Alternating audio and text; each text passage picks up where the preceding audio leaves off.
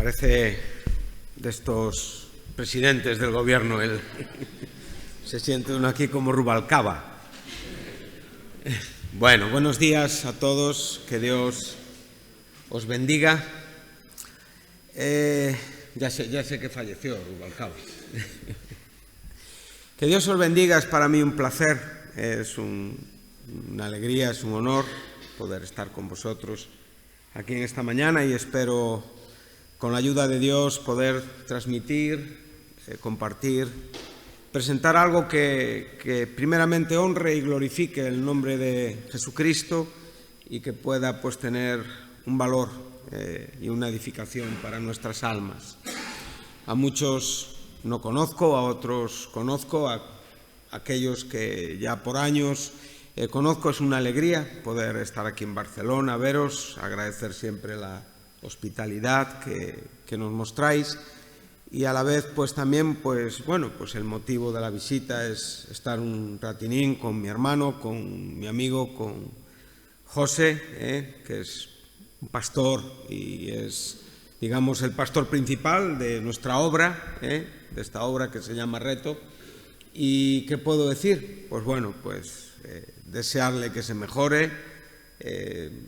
Uno le ve y le ama y siempre nos podemos preocupar, pero él está en las mejores manos, que son las manos de Dios y después, por supuesto, de Ana y de Rebeca, que eso hay que el hombre... Yo creo que lo de la paciencia lo dice por las dos enfermeras que tiene. Bueno, pues sin más, a mí me gustaría entrar en esta mañana en la segunda carta del apóstol Pablo a los tesalonicenses y de ahí poder tener una reflexión en el tiempo que el Señor nos conceda.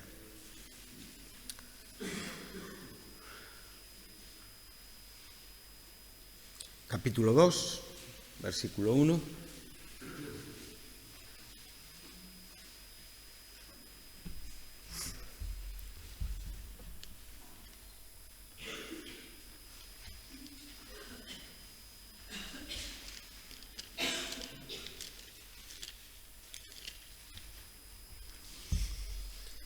Y dice así el apóstol Pablo. Dice, pero con respecto a la venida de nuestro Señor Jesucristo y nuestra reunión con Él, os rogamos, hermanos, que no os dejéis mover fácilmente de vuestro modo de pensar, ni os conturbéis ni por espíritu, ni por palabra, ni por carta, como si fuera nuestra, en el sentido de que el día del Señor está cerca. Nadie os engañe en ninguna manera, porque no vendrá sin que antes venga la apostasía y se manifieste el hombre de pecado, el hijo de perdición. Me gustaría orar.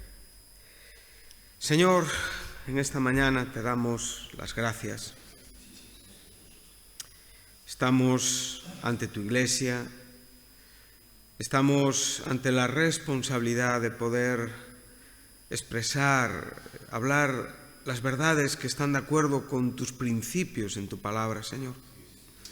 Algo para lo cual nadie, ningún hombre es suficiente sin la capacitación de tu Espíritu Santo. Algo para lo cual ningún hombre puede llevar a cabo si no es por la luz, si no es por tu gracia, por tu bondad, por tu misericordia. Señor, no permitas que en nuestra intervención traigamos confusión a tu iglesia, a tus hijos, a aquellos por los cuales tú entregaste la vida de tu Hijo Jesucristo, Padre. Derramaste la sangre preciosa y nos diste una nueva vida. Ayúdanos a tener un equilibrio, Señor, y guárdanos en este tiempo, en esta mañana, en una reflexión que nos edifique y bendiga lo profundo de nuestras almas. Gracias por este lugar, gracias por esta obra en Barcelona. Que su luz alumbre y que puedan glorificar al Padre que está en los cielos, contemplando la verdad de su vida, su cristianismo, su santidad. Todo, Señor, te lo pedimos en el nombre precioso de Jesús. Amén. Bueno, hemos leído una porción de la segunda epístola del apóstol Pablo a los tesalonicenses.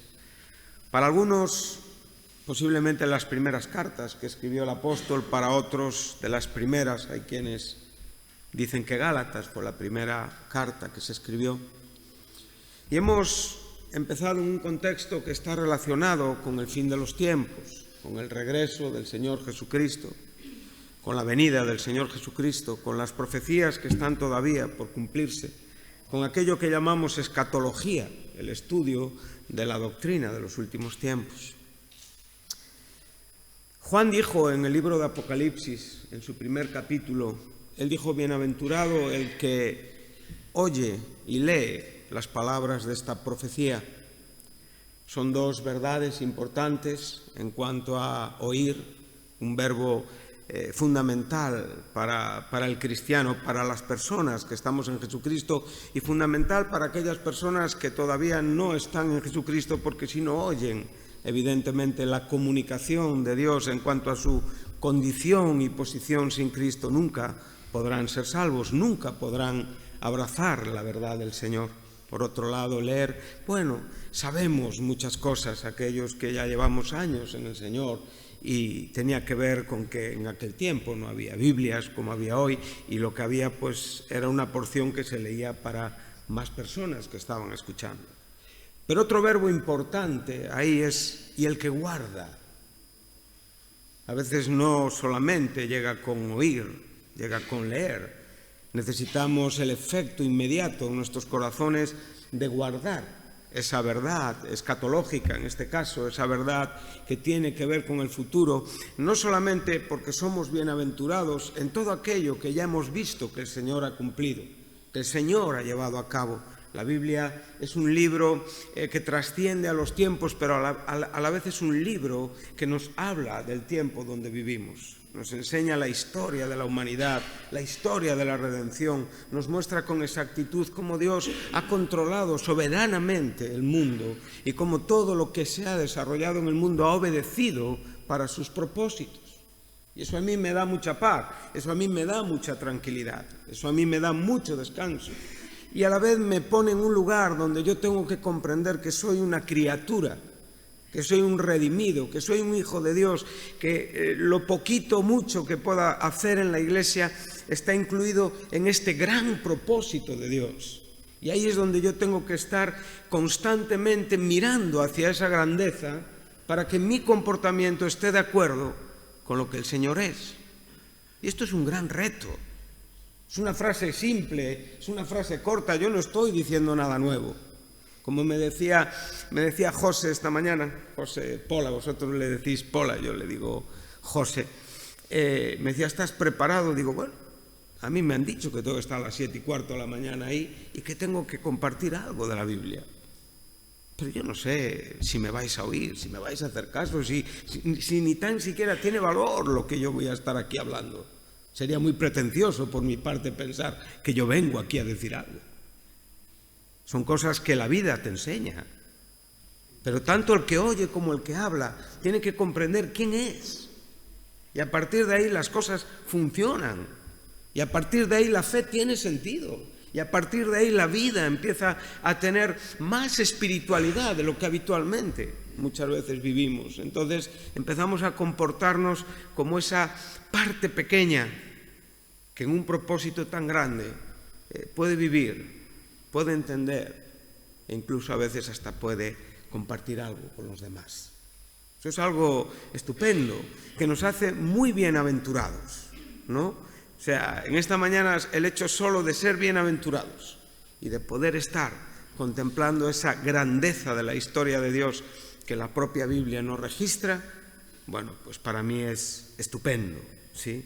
Pero a la vez tenemos que comprender que en esa bienaventuranza donde nos movemos y donde estamos, hay muchas verdades que ya se han cumplido. Sabemos que hay profecías que se han cumplido con el pueblo de Israel, con los imperios de este mundo. El libro de Daniel nos enseña juntamente con Apocalipsis muchas cosas y otras están por cumplirse.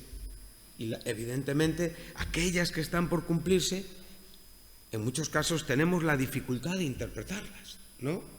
de realmente saber cómo van a ser, en qué manera van a ser, entendiendo y aceptando que hay muchas corrientes de pensamiento, que hay muchas ideas interpretativas de cristianos piadosos, creyentes honorables y verdaderos, que pueden no estar de acuerdo en todo lo que dicen y piensan. Pero eso tampoco realmente es definitivo. Lo definitivo es que estemos guardando estas palabras de verdad y que a su vez estas palabras de verdad estén transformando nuestro corazón.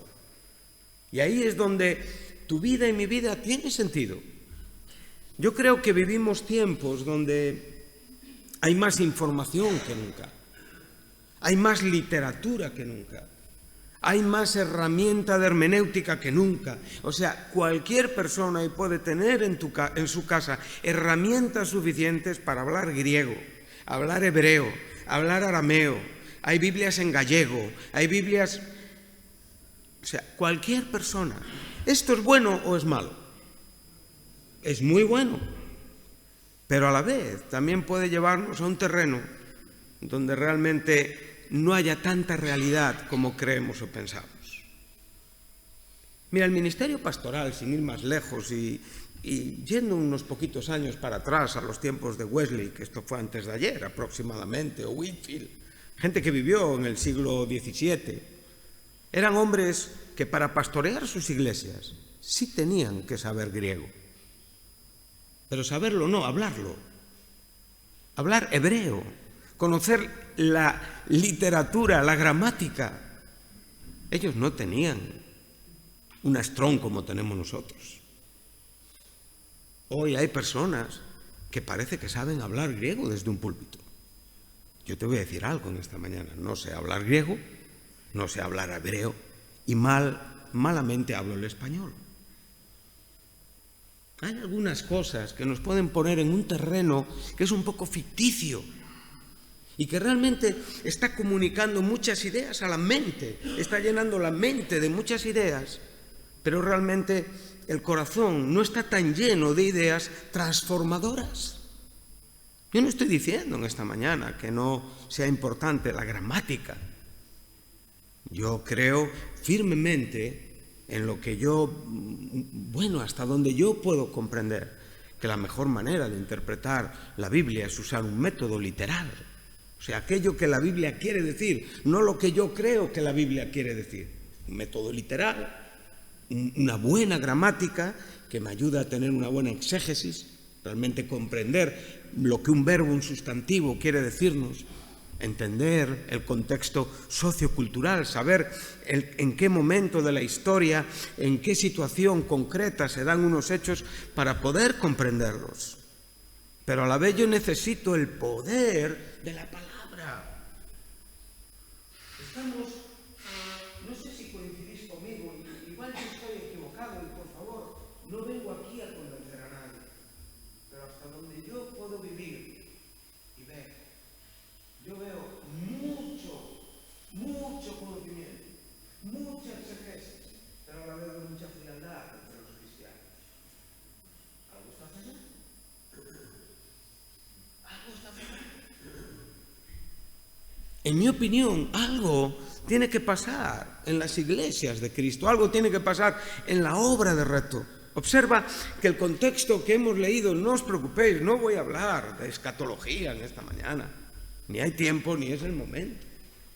Pero si algo aquí está Pablo diciendo se preocupaba por el cierto descontrol espiritual que estaba viendo en esta iglesia por estos asuntos, por la interpretación de estos asuntos. Eran cristianos como nosotros. Habían tenido un maestro que nosotros nunca escuchamos predicar, el apóstol Pablo. O nosotros estamos mejor porque el Espíritu Santo nos enseñó, que fue quien en definitiva enseñó al propio apóstol. No somos peores, pero ellos tuvieron un gran maestro de la Biblia, un escritor de la Biblia. Pablo decía en Romanos 1:16, yo no me avergüenzo del Evangelio, ¿no? Qué versículo tan sencillo, qué versículo, ¿quién no sabe de memoria este versículo? No me avergüenzo del Evangelio porque es poder de Dios para salvación a todo aquel que cree. Y ahora Pablo da un orden escritural al judío primeramente y después al griego. Si nosotros leemos la carta de Pablo a los tesalonicenses y lees la historia en el libro de los Hechos, te darás cuenta que Pablo estuvo 3 semanas. En 3 semanas se estableció doctrina en una iglesia. En 3 semanas enseñó todo lo que él podía enseñar y dejó fundada una iglesia a la cual su razón en las 2 epístolas, el tema principal, es la venida de Jesucristo. Bueno, estos chicos estaban preparados, 3 semanas. Hay veces que nosotros en 3 semanas no explicamos ni un capítulo de Romanos. Hay cosas que son un poquito diferentes, ¿verdad? ¿A qué sí? Sonreís aquí en Cataluña. Gracias, muchas gracias. Él está hablando que es poder de Dios y que no se avergüenza del Evangelio al judío primeramente, después al griego. O sea, Pablo constantemente, cuando él llega a Tesalónica, los primeros que habla es en la sinagoga. Y después realmente en quien se centra es en los gentiles. Y la iglesia de Tesalónica era puramente una iglesia gentil, griega. Pero me gustan las palabras, es poder de Dios. ¿Qué es poder de Dios? ¿Quién me explica esto? No me avergüenzo del Evangelio, porque es poder de Dios. O sea, Pablo está mostrándonos, y cuando yo veo hacia mi vida siento tanta vergüenza. Me veo con 53 años de edad y digo, Señor, gracias por lo que he vivido, gracias por lo que vivo, gracias por lo que me has dado, aún sin merecerlo, Señor. Pero algo me gustaría experimentar mejor de lo que experimento. Algo me gustaría ver en esta obra donde vivo mejor de lo que estoy viendo. Señor, por favor, ¿qué es no avergonzarme del Evangelio? Para Pablo no avergonzarse del Evangelio era tener que constantemente enfrentar la posibilidad de ser condenado a muerte, llevado a la cárcel, torturado, despreciado. Eso no sabemos nosotros lo que es. Nosotros salimos cada mañana y no necesitamos avergonzarnos del Evangelio, porque el Evangelio es algo sistemático entre nosotros. No es nada nuevo. Tenemos capacidades audiovisuales, tenemos, como digo, medios más que nunca, pero creo que nos está faltando un poquito el poder activo de Dios manifestado, aquello que realmente informa y transforma. Yo anhelo, de corazón os lo digo, anhelo muchas cosas. Siento que hay una situación muy establecida. Yo no sé si aquí en Barcelona la vivís. Hay cierta frialdad entre creyentes, entre cristianos. El Evangelio no puede ser predicado con frialdad. El Evangelio es poderoso allí donde realmente el amor de Dios está reinando, está siendo manifestado, está siendo mostrado, donde los corazones están palpitando. Jesucristo dijo, en esto conocerán que vosotros sois hijos de Dios, sois discípulos míos, sencillamente en una frase sencilla, en que os améis los unos a los otros. Cada uno de nosotros debe de comprender que si no existe un vínculo de amor espiritual cristiano, no hay evangelio. No existe el evangelio y podemos tener la teología que queramos, que sin el amor no tenemos absolutamente nada. Nada. Todo lo que tú digas sin amor es nada. Por eso Pablo decía, no me avergüenzo, porque Cristo obraba en él. La propia presión que el mundo hacía a Pablo le hacía experimentar el poder de Dios, no solamente en su propia existencia, sino en los propios frutos evidentes, en la transformación y en la salvación de las vidas que oían su mensaje. Y esto a mí me motiva y me conmueve. Él dijo y enseñó, primera carta de Corintios, capítulo 1, versículo 18, dice, porque realmente la palabra de la cruz es una locura, es una estupidez, es una necedad para aquellos que se están perdiendo. Pero para nosotros, los que nos estamos salvando, es poder de Dios. Bueno, cuando yo observo estas verdades, entonces puedo comprender la amplitud del Evangelio. ¿Qué estábamos diciendo al principio? Yo no estoy tratando de rellenar un tiempo. Estamos hablando de que la Biblia nos muestra la historia de Dios, la historia del mundo desde que Dios lo creó, la historia de la humanidad, la historia de los imperios.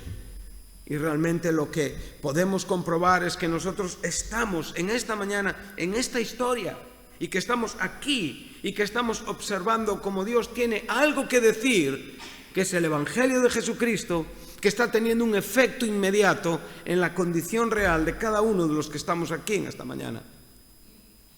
Unos, para aquellos que la cruz, la palabra de la cruz, mira, el verso anterior es el propio apóstol que dice: no me envió Cristo a bautizar, sino a predicar el Evangelio para no hacer vana la cruz de Jesucristo. ¿Qué está diciendo el apóstol? Para no vaciar de su poder, de su eficacia, de su eficiencia el mensaje del Evangelio. Entonces, en esta mañana estamos aquí personas, nosotros, los que nos estamos salvando. Eso es un presente perfecto. Nos estamos salvando. La salvación no se reduce a una situación concreta donde yo asentí mi vida y donde por un día me vi como una persona perdida y dije: sí, Señor, transfórmame, cámbiame, y parece que todo... No. La salvación es tan amplia como que tú has sido escogido antes de la fundación de los tiempos, donde realmente Dios te escogió, Dios el Padre te escogió, y en el tiempo el Hijo murió por ti. Y el Espíritu Santo te convenció. Tú puedes ver la Trinidad actuando en tu salvación. Es maravilloso. Este es el Evangelio que nos une, que nos transforma, que nos hace personas normales, que hemos sido transformados por Dios, pero que no vamos con una mochila de teología que la gente se queda así. ¿Y qué? Yo quiero la mejor teología. Amén. Creo en la teología, pero me parece más importante el poder transformador de Dios. Y yo la vida pasa muy rápido, ¿sí? Y tenemos que vivirla bien. Y nuestro enemigo, Satanás, tiene mejor teología que tú. Y conoce muchas más cosas que tú. Y cree y tiembla. Pero la realidad es que Él tiene un odio hacia ti. Él está descendiendo con gran ira porque el tiempo es corto y lo sabe. Y lo que está haciendo es que los cristianos muchas veces se enreden en doctrina, en una comunicación intelectual, pero sencillamente que los principios fundamentales del amor, de la oración, de los lazos, de la comunión, no estén funcionando para que el poder de Dios nos esté salvando almas. Deseo esto para mi propia vida. Entonces, cuando veo mi salvación, ¿qué tengo que ver? Un momento, sí. Una fecha, sí. Un minuto, un día, una hora, sí. Claro. Yo fui salvo un día, de un mes, de un año. Pero mi salvación es mucho más amplia que todo eso. Esa fue mi experiencia. Pero yo fui escogido antes de la fundación del tiempo. Efesios 1, sí, a partir del versículo 3. Escogidos antes de la fundación del mundo para ser santos y sin mancha delante de Él. Entonces, mi salvación fue antes del mundo. Mi salvación se concretó en la propia obra que el Hijo llevó a cabo en la cruz del Calvario. Y yo la experimenté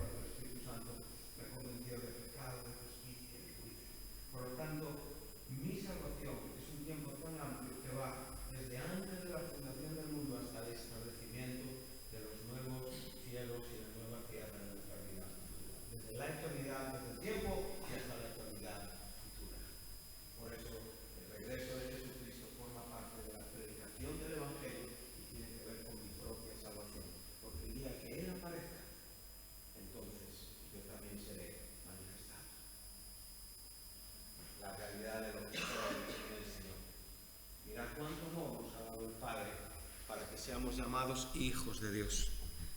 El mundo no te conoce, pero ¿cómo no te conoce? No conoce la realidad de quién tú eres en Cristo Jesús en cuanto a esa transformación. Tú dices a las personas, soy cristiano, Dios me salvó, sigues predicando.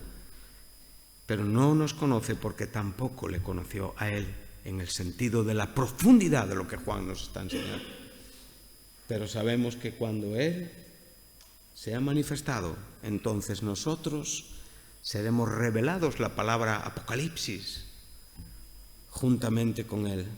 Y quien tiene esta esperanza, entonces se purifica a Él mismo como Jesucristo, como Él es puro.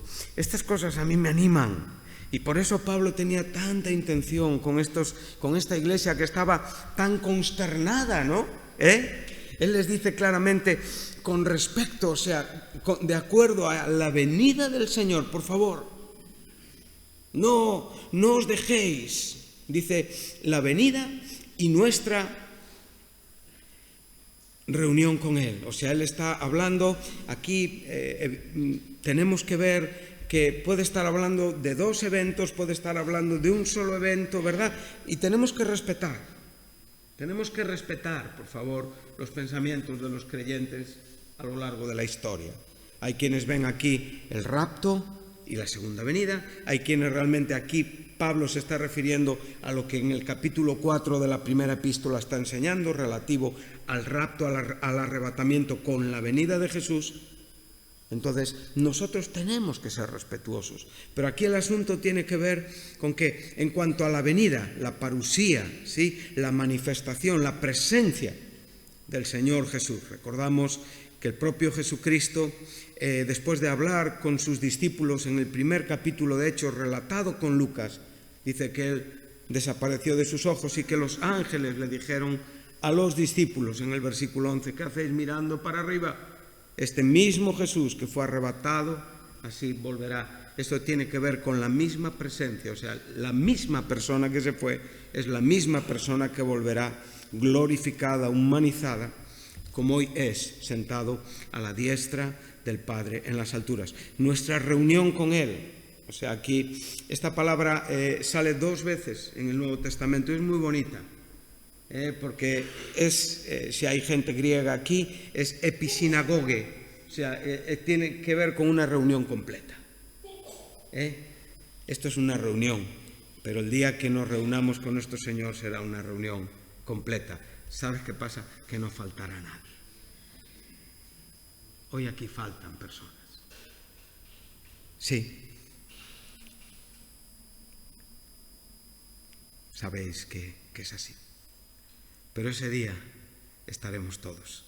Y esto nos relaciona, evidentemente, con la propia esperanza de que estos creyentes, una de las cosas que tenían, por un lado, era que estaban preocupados por los que habían dormido, por los que habían muerto, ¿no? Bueno, si el día del Señor llega, los que se han ido, los que están con el Señor, se lo van a perder. ¿Qué dice Pablo? No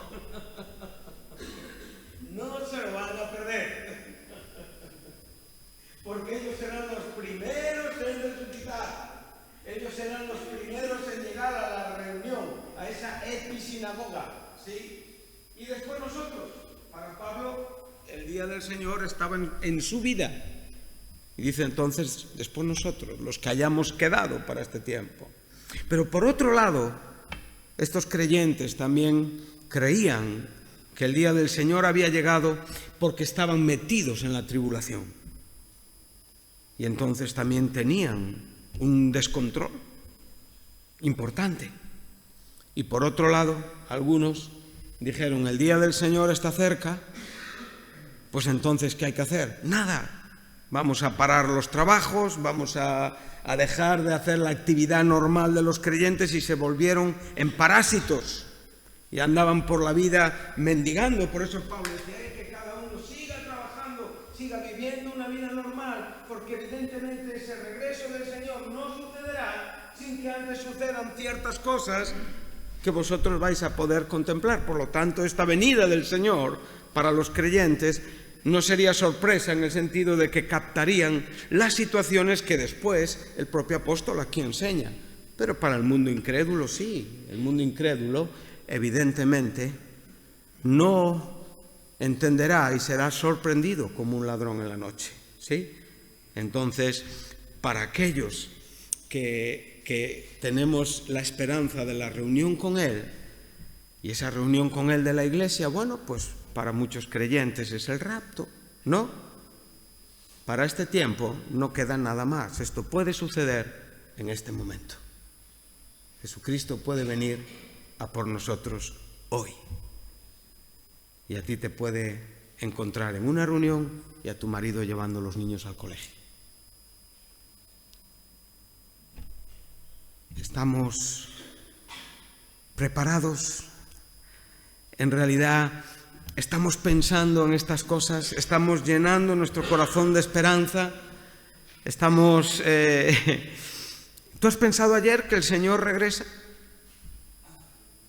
Sé sincero conmigo. ¿Pensaste en el día de ayer? ¿Cuántos ayer pensaron que el Señor vendría por su vez?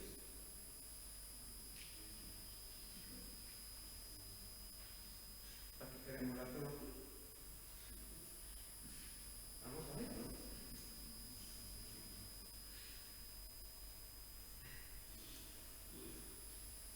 ¿Cuántos saben que hay tres palabras para hablar parusía? ¿Cuántos conocen la palabra parusía? Epifanía, Apocalipsis. No levantáis manos. ¿Cuántos conocen estos términos? Muchos. Hay una gran librería. ¿Cuántos han pensado ayer que el Señor regresaba?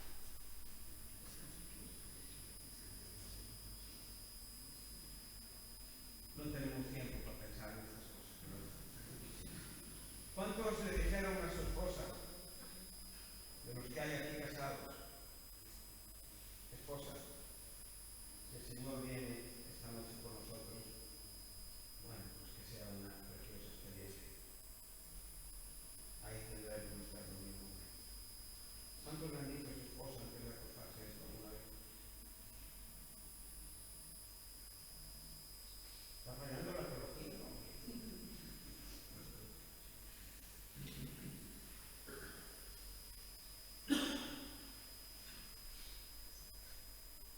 No tenemos tiempo esta mañana para muchas cosas, por eso estoy tratando de concentrar algo que pueda ser útil. Pero nosotros estamos mejor que esta iglesia de Tesalónica, o peor. ¿Cómo nos vemos? He tratado de ir mostrando la importancia de nuestra propia experiencia histórica, espiritual, los propósitos de Dios cumplidos, las bienaventuranzas. Estoy tratando de mostrar que el Evangelio es tan amplio como antes de la eternidad y hasta después de la eternidad redimida, los nuevos cielos, la nueva tierra, la venida del Señor, su reino milenial, todos los acontecimientos que va a desatar la presencia de Jesucristo en este mundo cuando aparezca en el cielo como una pequeña luz que se hará grande y que conllevará grandes cambios para este mundo. Pero yo estoy realmente inquieto con esto. O tengo mi vida llena de una teología que no me transforma.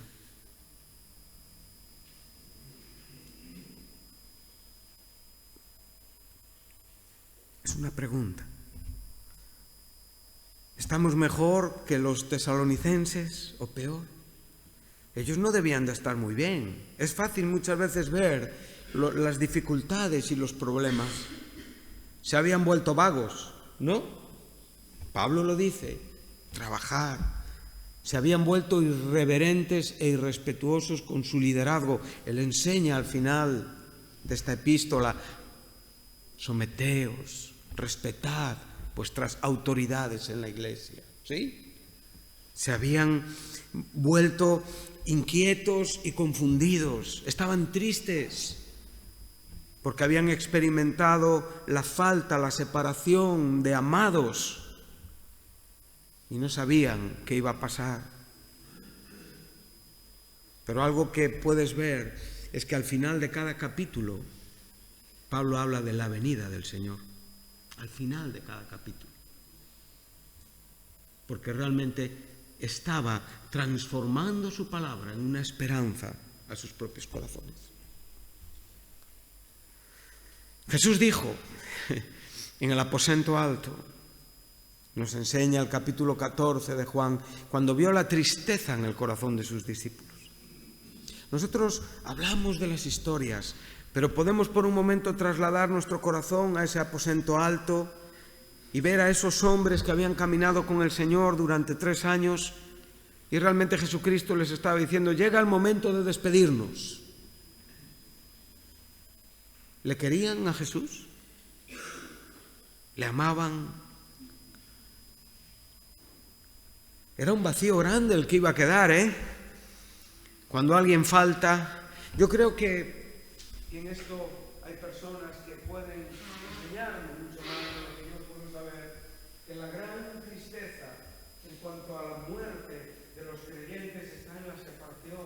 No es la esperanza del reencuentro, no es la seguridad de dónde vamos, es sencillamente la dureza de la separación, la pérdida de vista. Una vez le preguntaron a un hombre y le dijeron, siento mucho la pérdida de su esposa. Y este hombre dijo, yo no he perdido a nadie. Porque quien pierde algo no sabe dónde está. Mi esposa, yo sé dónde está. Mi tristeza está en la separación.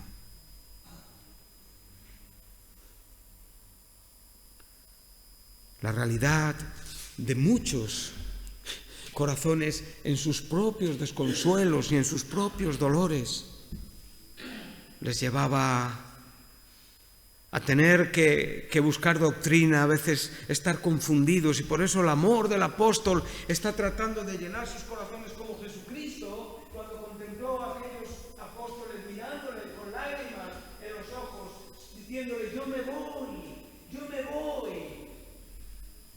pero no te vayas, decía Pedro, voy donde tú vayas, yo me tengo que ir, es mejor que yo me vaya, porque si yo me voy rogaré al Padre, moriré en una cruz, resucitaré, me sentaré como el vuestro sumo sacerdote, y entonces realmente Pedro, después de tu fracaso podrás venir y convencer y consolar y establecer y confirmar a tus propios hermanos. El poder de tu vida espiritual, Pedro, descansa sobre mi muerte y mi resurrección. Tu fe tiene que ver con esto.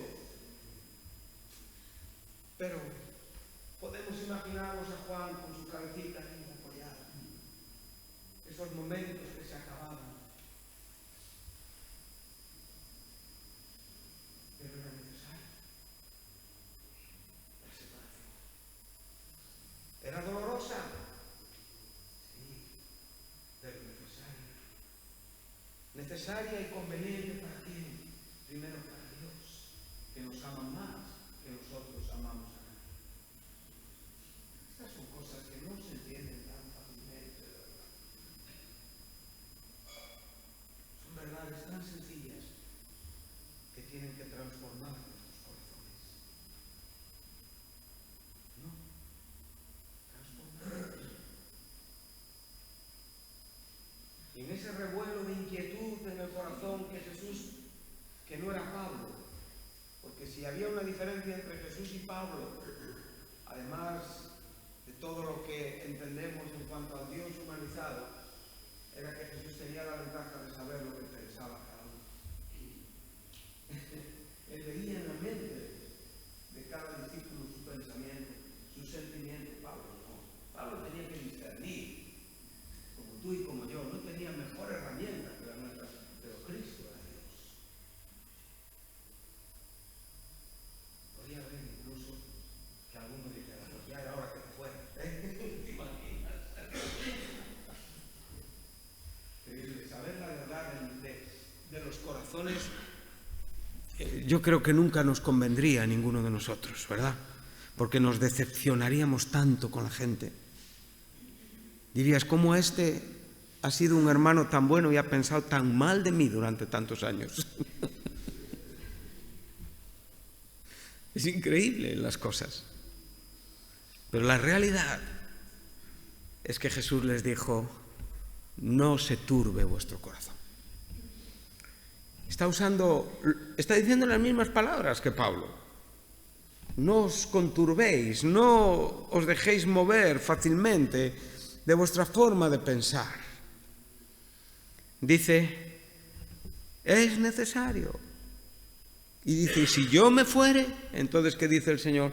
Yo os tomaré a mí mismo, para que donde yo esté, ahí estaréis vosotros. Esta es nuestra reunión con Él. Nuestra reunión con Él, de la cual habla Pablo, es el comienzo de nuestra vida definitiva con Él.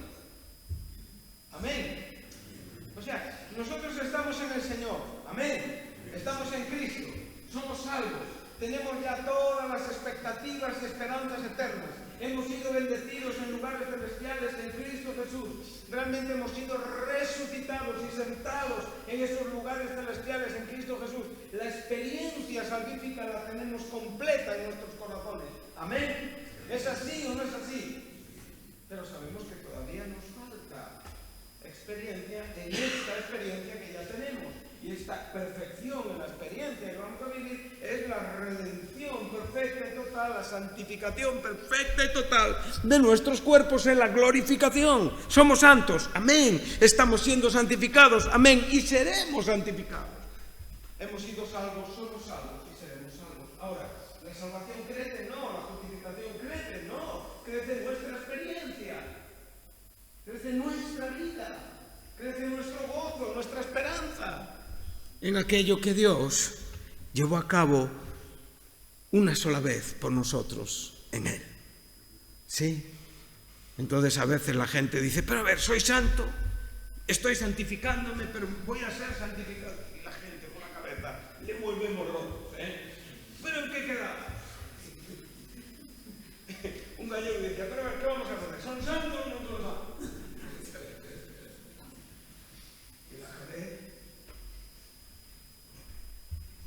Pero cuando podemos ver todo y asentar todo en una manera sencilla, práctica, verdadera, entonces disfrutamos con el Señor. Y somos salvos.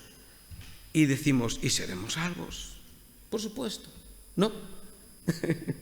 Efesios en el verso 13 nos enseña que habiendo oído y creído el Evangelio de nuestra salvación, después se llevó a cabo un acto que fuimos sellados por el Espíritu Santo. ¿Con qué propósito? Es la seguridad de la redención perfecta para la posesión adquirida. O sea, el día de nuestra glorificación. Entonces Jesús le está diciendo a sus discípulos, mirad, yo me voy, pero nos vamos a volver a ver. Volveré. Y en ese volver, pues cada uno con la verdad doctrinal que creamos, ¿verdad? Unos creemos en un rapto, ¿sí? A mí me ilusiona, a mí el rapto me emociona, ¿no? Y yo creo en el rapto. Pero tengo hermanos en la fe que no lo ven así. Y yo les respeto y les quiero mucho. Pero para unos esperamos esa reunión con el Señor, que el primer acto será la iglesia levantada, arrebatada para sí mismo. Y después, evidentemente, las bodas del Cordero. El tribunal de Cristo tiene que estar en algún sitio, ¿sí? Y después sabemos que viene la segunda venida, donde ese Señor pondrá sus pies en este mundo y vendrá ¿con quién? Con su iglesia, y este mundo asistirá a todas estas cosas que aquí Pablo está enseñando, diciendo, no será sin que antes 70 semanas de Daniel, libro de Apocalipsis entre el capítulo 6 y 19, muchas cosas que hay que estudiar. Pero hoy yo quiero hablar únicamente de esta esperanza en el corazón. Amén. Entonces a mí me encanta esa expresión, os tomaré a mí mismo, paralambano, es una expresión que en ese momento es que ya nadie nos va a separar de nuestro Señor. En ese día estaremos reunidos definitivamente con Él. Y sus discípulos entonces no quedaron tranquilos en su propio corazón porque las palabras de Jesús fueron tan aclaratorias y después les dio unas grandes lecciones teológicas acerca del Espíritu Santo, el Consolador, el Paracletos. Sí. Entonces me gustaría que fuéramos un poquitín hacia un momento al capítulo 4 y ya vamos cerrando. Estamos viendo, tenemos la manito aquí en el capítulo 4 y en el capítulo 2, donde hemos estado. Estamos viendo la inquietud de esta iglesia, estamos viendo la importancia de la salvación en nuestros corazones, estamos viendo la importancia del poder de Dios, de la acción de Dios en la propia esperanza escatológica, profética en nuestras vidas. Estamos viendo que Pablo está en esta iglesia contemplando una inquietud peligrosa. De hecho, la palabra cuando está diciendo que no te dejes mover fácilmente, ni te conturbes, está hablando, la idea es la de un barquito que está con muy poquito peso confrontando potentes vientos y mareas. O sea, es la idea de nuestra vida siendo sacudida muchas veces por ese descontrol doctrinal interno. ¿Sí? Después le dice, antes de irnos a donde os dije que iríamos, no os conturbéis. Esto es un estado de continua agitación. Y observa, por eso me parece muy importante lo que le dice, que no os conturbéis ni por espíritu, ¿sí?, ni por palabra, ni por carta, como si fuera nuestra. O sea, cuando está diciendo no os conturbéis ni por espíritu, está diciendo cualquier actuación interpretativa de alguien que realmente estuviera diciendo, mira, voy cerrando de alguien que estuviera diciendo yo tengo la palabra de Dios, esto va a ser de esta manera. ¿Sí? Si me permitís unos minutos, el asunto de la profecía en el Nuevo Testamento es un poquito diferente en el Antiguo Testamento, ¿sí? Cuando los profetas en el Antiguo Testamento hablaban, era Dios mismo hablando. Su boca era la boca de Dios. Cuando Jeremías decía, así ha dicho el Señor, era Dios hablando. Esto cambia un poco. Cambia al punto de que ya no vemos a los profetas con el peso espiritual que tienen en el Antiguo Testamento. De hecho, la sustitución de los profetas es por apóstol. Y ahí ves apóstol, alguien con autoridad. Los apóstoles tuvieron la autoridad apostólica en el sentido también de la palabra escrita. Por lo tanto, ellos también fueron profetas y escribieron la palabra escrita. Pero la profecía en la iglesia varía un poquitín. Entonces, cuando dice que en la iglesia se constituyeron apóstoles y después ¿qué? Profetas. Esto es muy amplio, porque nosotros tenemos que borrar un poco la idea del profeta del Antiguo Testamento y tenemos que venir al Nuevo Testamento. Entonces Pablo nos enseña que en las iglesias del Nuevo Testamento había personas que decían esto es palabra del Señor, no la palabra escrita. Esa está cerrada, eso es un canon cerrado escrito por los agiógrafos, los escritores inspirados. Pero ya la profecía estaba sujeta a punto y a cumplimiento. Y tenemos detalles que el propio Ágabo, cuando profetizó a Pablo, se equivocó y no acertó en todo su profecía. Porque él acabó en Jerusalén y Pablo acabó en Roma. Entonces, cuando las personas en este tiempo decían el Señor viene pronto, estaban profetizando. Estaban hablando en el Espíritu, era una comunicación del Espíritu que las personas se quedaban asombradas y la creían.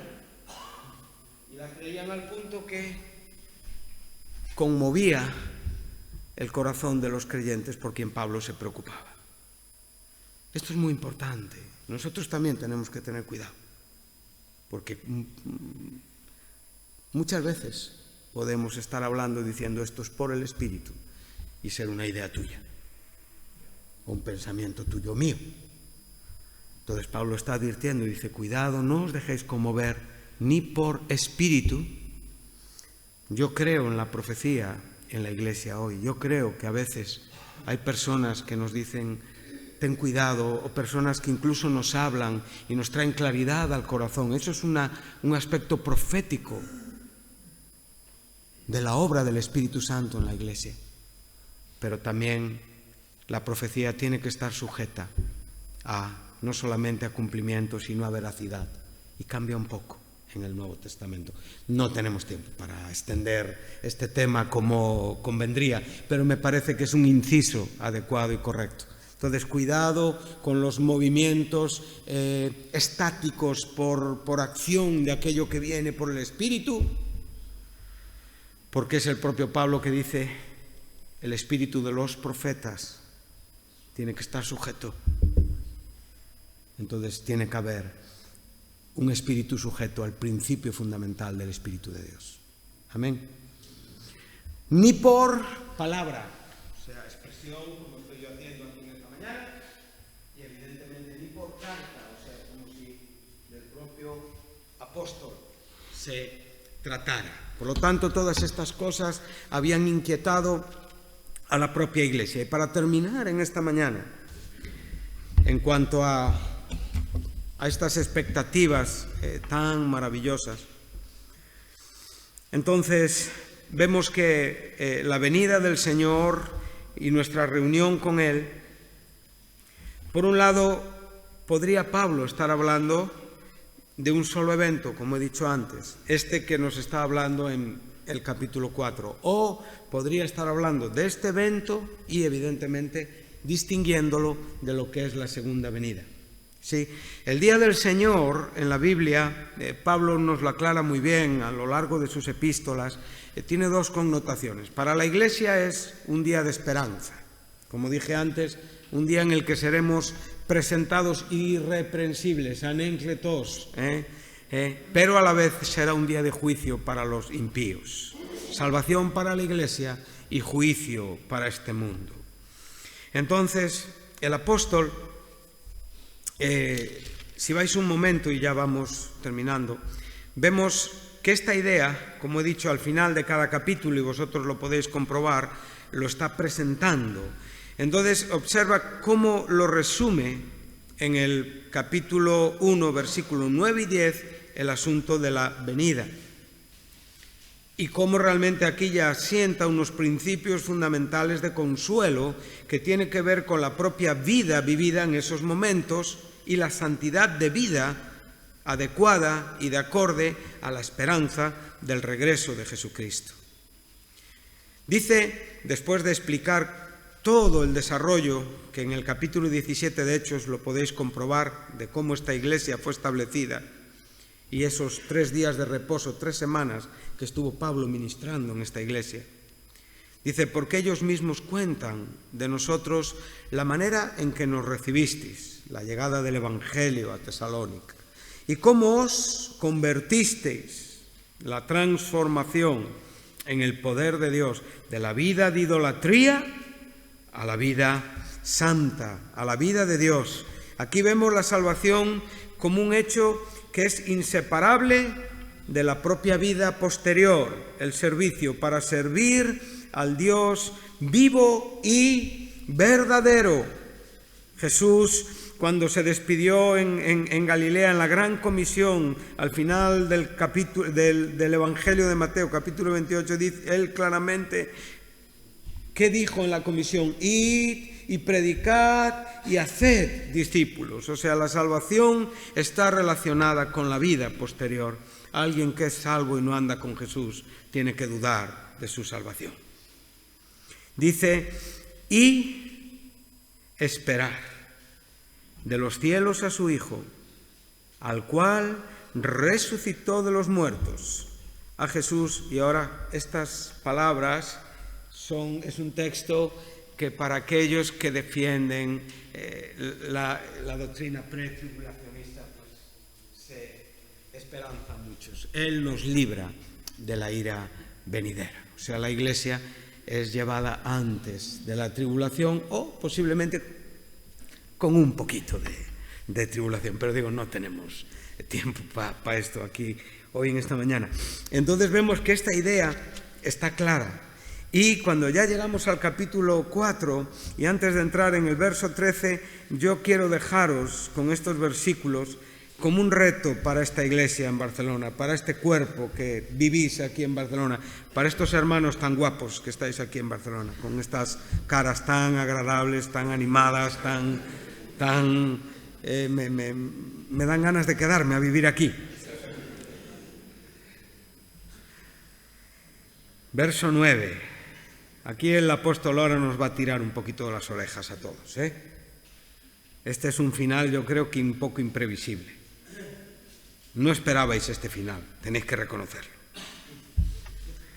Dice, pero acerca del amor fraternal, observa que ese evangelio que nos convirtió, que nos hace servir y que nos permite esperar, tiene que ser manifestado en el amor entre hermanos, los vínculos profundos y perfectos de la auténtica esperanza cristiana.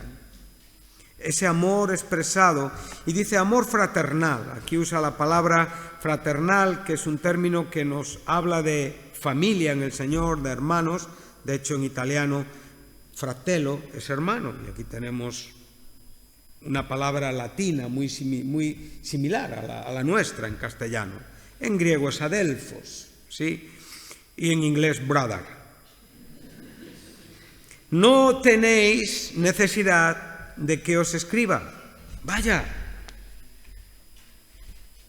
Pablo tenía un sentido del humor maravilloso, y yo creo que a veces, no sé si tendría algún ascendente gallego, porque era un poquitín irónico en su manera tenía como un doble sentido, ¿verdad? Tú cuando ves un gallego, ten cuidado, porque los gallegos nunca te contestan, siempre te acaban preguntando a ti. Tú vienes a preguntarle a ellos y al final tú acabas siendo el interrogado. Y la respuesta que te da, evidentemente, te deja como más descolocado que la primera vez que preguntaste. Estos son los gallegos. Por eso digo, no sé si Pablo tendría algún ascendente gallego. Entonces dice, acerca del amor fraternal, ¿qué? No tenéis necesidad de que os escriba. ¿Por qué? Porque ya tenéis una buena teología. Ya sabéis estas cosas, ¿no? Está diciendo, dice, porque vosotros mismos habéis aprendido de Pablo, vosotros mismos leéis la Biblia. Dios mismo os ha enseñado que realmente el amor cristiano es una de las claves fundamentales para una iglesia que está esperando el regreso del Señor. O sea, es un distintivo de una iglesia que está viva, es un distintivo de una iglesia que está encontrando el consuelo aún en aquellas cosas que cuestionan y que hacen tantas preguntas interiores. Aquí en esta mañana, si preguntáramos, tendríamos posturas diferentes, seguro, ¿sí o no? Pero esto hace que no seamos hermanos. Como digo, hay ciertas maneras de pensar que no tienen que afectar a nuestra propia comunión en Cristo. Y Pablo aquí está hablando de una iglesia, la está unificando. Pablo está tratando de darles un pensamiento, una idea. Ellos comprendieron bien a Pablo. Hoy nosotros tenemos que entender lo que Pablo quiso decir relativo a la venida, a la reunión y a muchas cosas. Pero esta iglesia entendió a Pablo, porque Pablo le explicó su punto de vista. Pero un fundamento principal de lo que Pablo aquí está enseñando es que permanezca el amor fraternal. Y a veces el Señor nos permite vivir experiencias para avivar ese evangelio poderoso expresado en la propia vivencia de un amor profundo. Si yo no os amo, lo que he hecho aquí en esta mañana no ha sido más una acción arrogante. Es una absoluta prepotencia.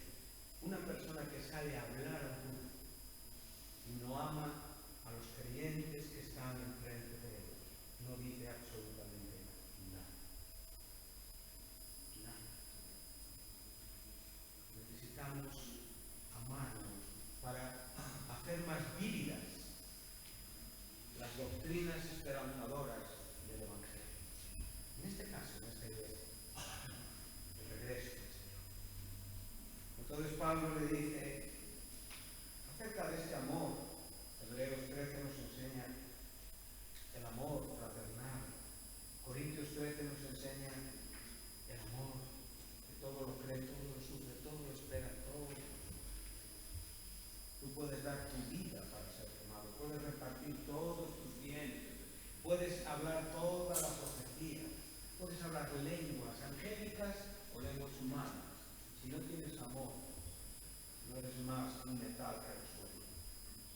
Y es muy feo el sonido del metálico. Pero aquí lo que nos está enseñando es que la palabra es la base de este mandamiento. ¿Cuáles son los mandamientos más importantes de la ley de Dios? ¿Dónde viene esto? En Sinaí no fue dicho esto. En Sinaí había 10 mandamientos. El primero no era amar a Dios, era no hacer una escultura ni adorar. ¿No es ese el primer mandamiento de la ley de Dios dado a Moisés? Estamos hablando del Shema hebreo, de Deuteronomio 6:4. Oye Israel, Jehová, nuestro Dios, Jehová uno es. Y como consecuencia de quién es Dios, entonces amarás a Dios con todo tu corazón, con toda tu fuerza, con toda tu mente.